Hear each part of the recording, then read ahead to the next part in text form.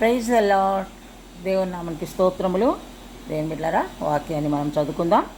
కీర్తనల గ్రంథము 116 అధ్యాయము 6వ వచనం. కీర్తనలు 116:6. నేను కృంగియుండగా ఆయన నన్ను రక్షించెను. అలాగే యెషయా గ్రంథము 60వ అధ్యాయము 20వ వచనం. నీ దుఃఖ దినములు సమాప్తములగును.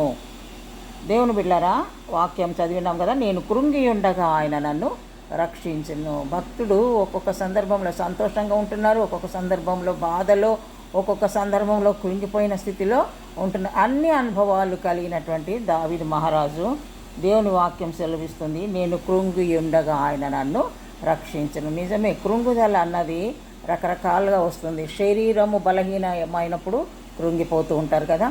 ఎవరన్నా ఒక్క మాట అంటే మాత్రం తొందరగా కృంగిపోయే వాళ్ళు కూడా ఉన్నారు. నన్ను ఇంత మాట అన్నారు, అంత మాట అన్నారని కృంగిపోయినటువంటి వారు కూడా ఎంతోమంది ఉన్నారు. అలాగే జేబుల్లో డబ్బులు లేకపోతే, పర్సులో డబ్బులు లేకపోతే కూడా కొందరికి నిలబడలేరు, కృంగిపోతారు, త్వరగా కృంగిపోతారు. డబ్బులు ఉంటేనే వాళ్ళకు ఎంతో ఉద్యోగము, సంతోషం.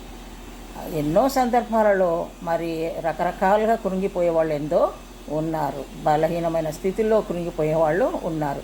కానీ అటువంటి కృంగిపోయినటువంటి పరిస్థితుల్లో దేవుడు చూస్తూ ఊరుకుంటారా? తన బిడ్డలు కృంగిపోయిన పరిస్థితుల్లో, డబ్బులు లేక, మరి అప్పుల భారంతో ఉన్నప్పుడు, ఆహారం లేక కృంగిపోయినప్పుడు, నిందలలో కృంగిపోయినప్పుడు దేవుడు తన బిడ్డలను చూస్తూ ఉండేవాడు కాదు. తప్పకుండా దేవుడు కృంగిన వేళలో ఆయన నిన్ను రక్షించును. తప్పకుండా ఆయన రక్షిస్తాడు.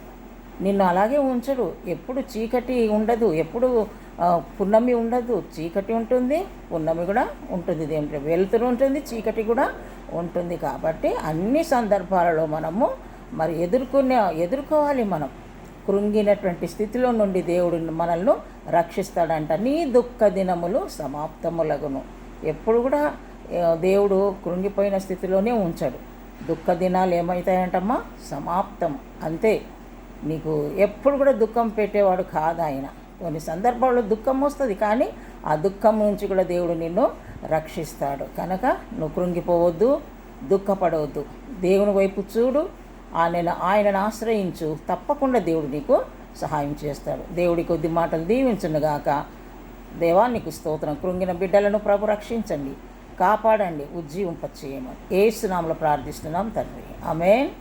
Praise the Lord. God bless you. Praise the Lord. దేవుని నామముకి స్తోత్రములు కలుగునుగాక. దేవుని బిడ్డలారా, అంతా బాగున్నారు కదా. మరి దేవుని వాక్యాన్ని మనము చదువుకుందామా? సామెతల గ్రంథము 29వ అధ్యాయము 11వ వచనం. సామెతలు 29:11. ఏమున్నది వాక్యంలో? బుద్ధిహీనుడు తన కోపమంతా కనపరచును, జ్ఞానము గలవాడు కోపమును అణుచుకొని దానిని చూపకుండును. దేవునికి స్తోత్రం. హల్లెలూయా. బుద్ధిహీనుడు ఉన్నాడు ఇక్కడ, జ్ఞానం కలిగిన వాడు కూడా ఉన్నాడు. బుద్ధిహీనుడు అంతా తన కోపాన్ని అందరికీ బట్టబయలు చేస్తాడు. కొంచెము సమస్య వచ్చినా, లేకపోతే ఏదన్నా బాధ వచ్చినా మరి దాన్ని పరిష్కారము చేసుకునే గుణం వారికి ఉండదు. బుద్ధిహీనులు చిన్నదానికి గోరుతో పోయేది ఏం చేస్తారు? గొడ్డలతో చేసుకుంటారు. బుద్ధిహీనుడు అంతే, బుద్ధి లేదు వాడికి. బుద్ధిహీనత, ఆ బుద్ధిహీనతను బట్టి చిన్న సమస్యను ఏం చేసుకుంటున్నారు? బుద్ధిహీనులు పెద్ద సమస్యగా సృష్టించుకుంటున్నారు. అదే జ్ఞానం కలిగిన వాడు కోపం వచ్చినప్పటికీ దాన్ని ఏం చేసుకుంటాడంట? అణిచి వేసుకుంటాడంట. నిజమే, చాలామందిని చూస్తున్నాను నేను కూడా. కోపం ఉంటే కూడా అణుచుకుంటూ ఉన్నారు. దేవుని బిడ్డలారా, కోపం వచ్చింది కదా అనేసి సేరుకు సవ్వసేరు అనుకుంటా వాళ్ళు ఆ మాట అన్నారు, నేను అనలేకనా అని కాదు. వాళ్ళ మాటలు అన్నా కూడా అణుచుకుంటూ ఉన్నాడు అనమాట. ఎవరు? జ్ఞానము కలిగిన వాళ్ళు. వాడు ఒక దెబ్బ కొడితే మౌనంగా ఉంటున్నాడు, కేవలము జ్ఞానముతో. వాళ్ళు 10 మాటలు తిట్టినా కూడా ఒక మాట మాట్లాడకుండా మౌనంగా ఉన్నారంటే జ్ఞానం. దేవునికి స్తోత్రం. హల్లెలూయా. ఇదే బుద్ధిహీనులకు జ్ఞానవంతులకు ఉన్న తేడా. దేవుని బిడ్డలారా, మరి బుద్ధిహీనుడంట కోపాన్ని అందరికీ తెలియపరచుకుంటాడంట, తన మూర్ఖత్వాన్ని. కానీ జ్ఞానం కలిగిన వాడు అణుచుకుంటాడంట.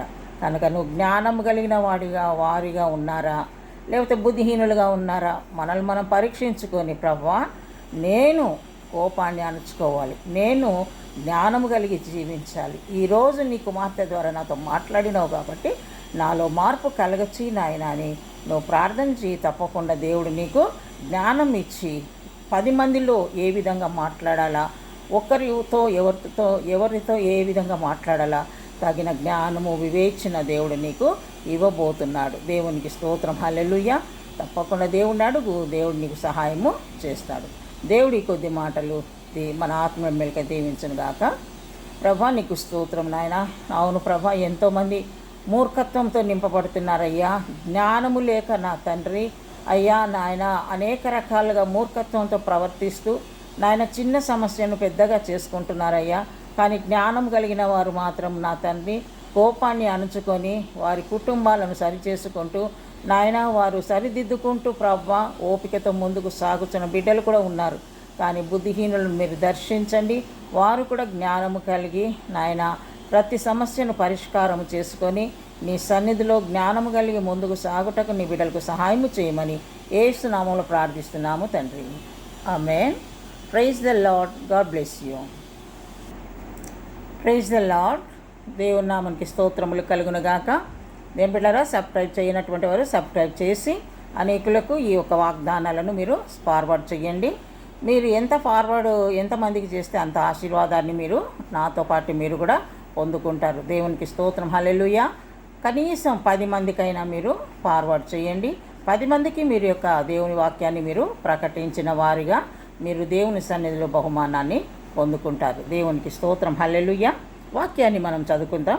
కీర్తనల గ్రంథము 145వ కీర్తన 19వ వచనం. కీర్తన 145:19. తన యందు భయభక్తులు గలవారి కోరిక ఆయన నెరవేర్చును. కోరికలు నెరవేర్చే దేవుడు. హల్లెలూయా. దేని బిడ్డలారా, ఎవరి కోరికలు? మనుషులకు ఎన్నో కోరికలు ఉంటాయి, కానీ అందరి కోరికలు తీర్చబడతాయా? దేవుని యందు భయము భక్తి కలిగిన వారికి మాత్రమే ఈ యొక్క కోరికలు తీర్చబడతాయి. దేవుని బిడ్డలారా, దేవునికి స్తోత్రం, హల్లెలూయా. దేవుని యందు భయము భక్తి కలిగి ఉండాలి. దేవుని యందు భయభక్తులు కలిగిన వారి కోరిక లేదా వారి ప్రార్థనలకు దేవుడు తప్పకుండా ఆన్సర్ ఇస్తాడు, తప్పకుండా దేవుడు జవాబు ఇస్తాడు. కాబట్టి దేవుని యందు భయము భక్తి కలిగి ఆయన సన్నిధిలో ముందుకు సాగినట్లయితే తప్పకుండా నువ్వు అడిగిన ప్రతి అంశాన్ని దేవుడు ఆలకించి నీ కోరిక యావత్తును దేవుడు తప్పకుండా సఫలము చేస్తాడు. కాబట్టి దేవుని యందు భయభక్తులు కలిగి ప్రభువుని అడుగు, తప్పకుండా దేవుడు నీకు సహాయం చేస్తాడు. వాళ్ళందరికీ కోరికలు తీరుతున్నాయి, వారందరి ప్రార్థనలకు జవాబు వస్తున్నాయి అని నువ్వు ఆ విధంగా అనడం కాదు, కానీ నువ్వు కూడా దేవుని సన్నిధిలో భయము భక్తి కలిగి దేవుని అడుగు, తప్పకుండా దేవుడు నీకు సహాయం చేస్తాడు. దేవుడి కొద్ది మాటలు మన ఆత్మ మెలకై దీవించును గాక. Praise the lord.